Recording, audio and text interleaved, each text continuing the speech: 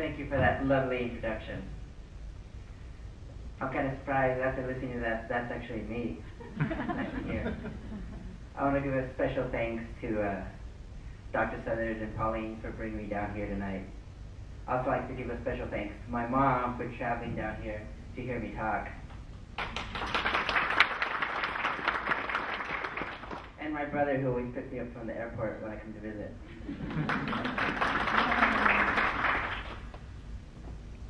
So, when I was thinking about what I should say today, one of my colleagues told me I should start off with a joke.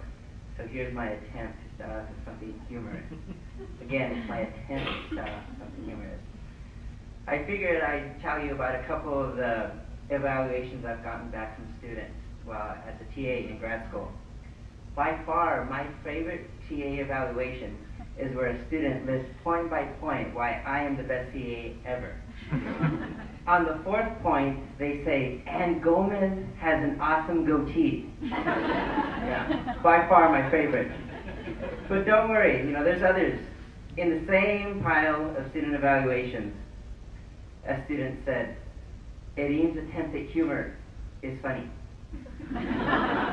Well, I'm glad that my attempt at humor is funny, and not the humor that I was attempting to do. So tonight, maybe I'll stay away from the humor.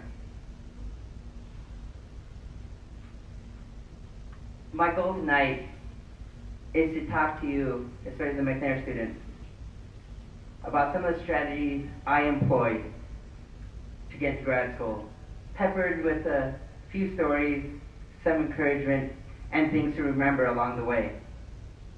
Hopefully the things that I've learned in the last few years will be able to help you scholars. A few weeks ago, something funny happened. I had one of my freshman biology students come up to me, and she asked me, how'd you get so smart, Erim? And I was like, I'm not all that smarter than you are. I'm just further along my career.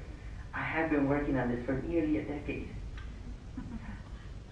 I informed her that much like her, we had similar backgrounds. Both our parents were born in Mexico, just like hers. I told her the most important thing that she needed to succeed in college, and probably life, is desire. Desire to achieve your dreams. If you remember nothing else I say tonight, remember that desire is probably the greatest key to success. Desire to achieve even when you don't believe in yourself. Even when you don't have confidence. I know sometimes I wavered. If this cohort is anything like mine, there are people in the group that probably need to temper their confidence because they're going to want to apply to one PhD program, their PhD program that they want to go to, right?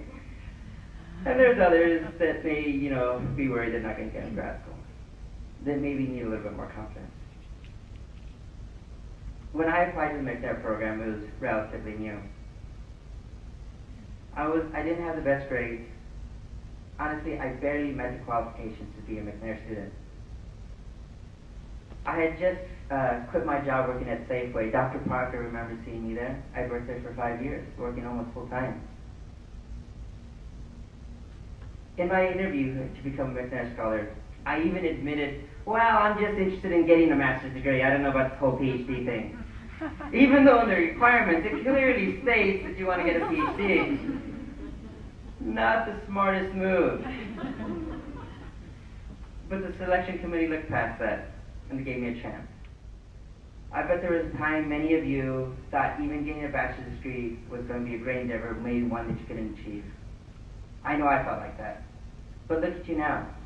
You're well on your way to achieving a bachelor's degree, and much more than that. When I was a student at SOU, I had the privilege of working with Dr. Michael Parker in the biology department. Students asked me, how did I get this awesome position working with Dr. Parker? My fellow students want to know my secret. Was it because I was his best student? No. I think I got straight B's that year in all of his courses. I think maybe I got one A minus, I think, in fish ecology. I got B, A minus, and B. You know what my secret was? I knocked on his door and asked, hey, do you have any volunteer opportunities? I showed interest. Now, as a teacher myself, I know when a student shows interest, that's great. You know, we want to help us out a student that showed interest. It wasn't because I was the best student. It was because I sought out an opportunity. A couple weeks after I asked for a volunteer opportunity, I was just asking for a volunteer opportunity. He called me up or sent me an email and said, hey, you know, I have a project working with macroinvertebrates from Alaska National Monument. So pretty much what I did is I counted and identified macroinvertebrates. It might not sound exciting to you, but those things are some cool creatures. I learned a lot, and heck, I got paid to do, you know, research. As an undergrad, it's great to do that. I would have volunteered to do that. Probably wouldn't have worked as many hours, but, you know. Oftentimes, all you have to do is ask. Seek out opportunities. From what I've seen, fortune appears to favor those that actively pursue it. I ended up working with Dr. Parker in my McNair research. And I still keep on asking him for recommendations, and we even attend some of the same conferences. I think the last recommendation was just a few months ago. You have to go out there and look for opportunities. Network, ask for help. Even writing tonight's talk, I asked my fellow grad students and you know, a committee member, you know, what are some of the things I should say. It's okay to ask for help. I didn't get here on my own. You didn't get here on your own. Especially those new to the McNair program. Ask to volunteer at a professor's office, lab. Ask if they have any opportunities. They might not have any opportunities, but they'll know you're interested. They might have some in the future, or they might know someone who does have an opportunity. But the single best thing that I recommend is that you contact the professor that you want to work with. Do this by emailing the professor. Write a brief introduction, tell them about your research interests, tell them about what you've already done, what's your own research. Tell the professor how you'd fit into their lab. Show them that you've read their work, perhaps by asking them a question. This is going to demonstrate that you've actually spent time looking into the program and you know what they're about. When I emailed professors, I actually had a link of my McNair presentation and my CV. From hearing back, I heard this was, you know, somewhat impressive. If you've gotten positive feedback from a professor that you want to work with, I highly recommend making a visit. Again, this will show interest. It will show that you're, you know, actively engaging, trying to get into that program. It will help tremendously.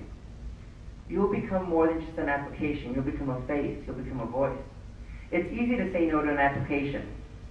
It's a little bit harder to say no to a student that you've developed rapport with. Not all the professors will respond. I think about half of the professors I emailed responded. But just 2 days after sending my first email, a professor did respond. He said, yes, you're in, absolutely. Let's get funding and working together. That was definitely, you know, motivational. It definitely boosted my self-esteem.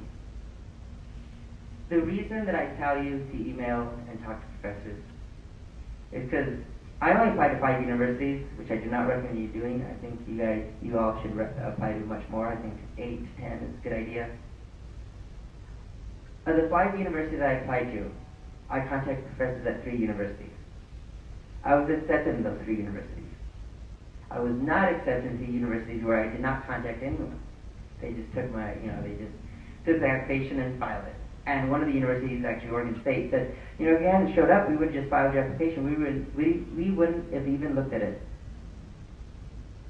Again, so I strongly encourage you contacting the people you want to work with. I know all fields are slightly different. Again, that's why it's important to talk to people in your field. My father once told me not to let any fellowship or school opportunity pass up. Don't tell yourself you're not good enough. Don't say no to yourself.